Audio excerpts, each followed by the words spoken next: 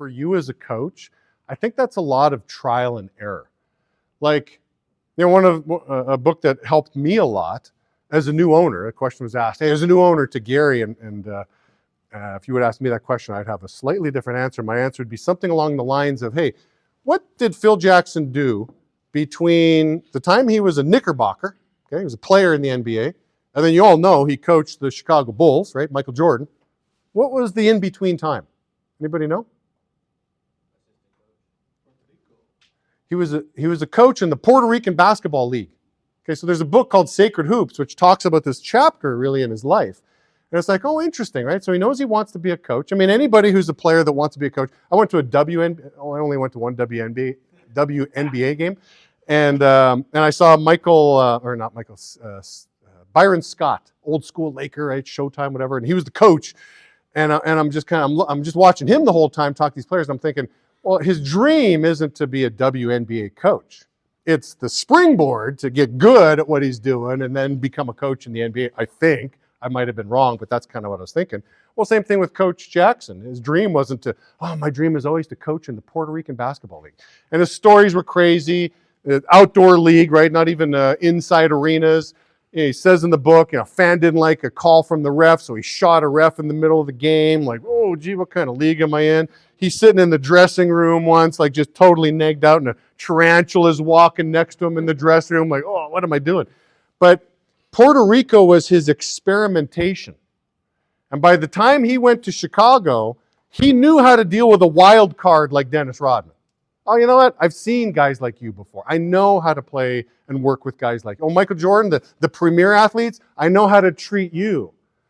So I think part of what you guys are learning, right? So year one as an owner, dude, it's all experimentation. If you're still in business after a 1 year, you're a huge success. Only in this business do I hear things like, what do you want to accomplish your first year? Let's just do this exercise because I'm going to prove a point. What are your goals year one as an owner? 100K? In your business, 100K. You want to promote a deal? For sure you want to promote one or two? One? Okay.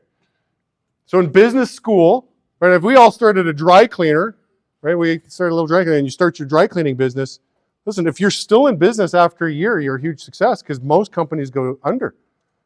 And in this business, we've got these, wild dreams because others have done it. There are rookie owners that have made like $500,000 year one, like, well, that's what I want to do. But in all reality, like, you're a huge success if you're still in business.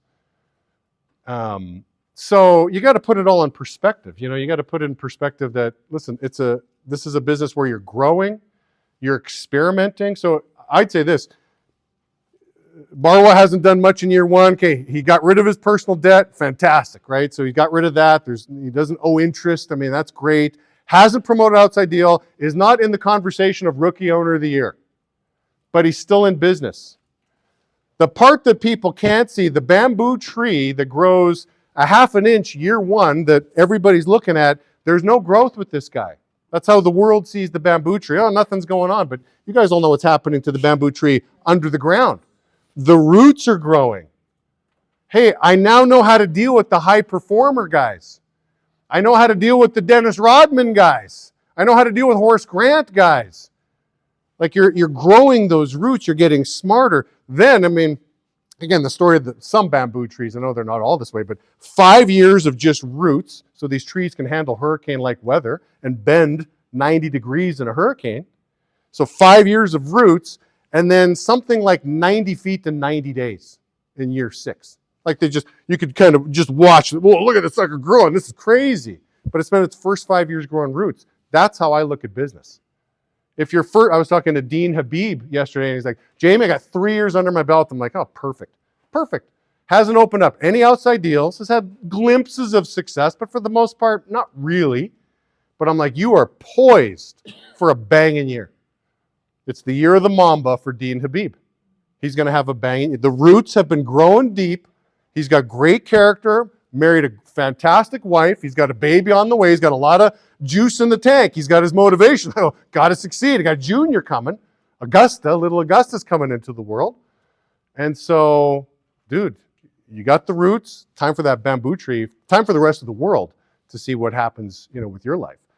But that's that's kind of how I look at the whole rookie ownership piece, Barwa. So just have a miserable year, but get those roots deep.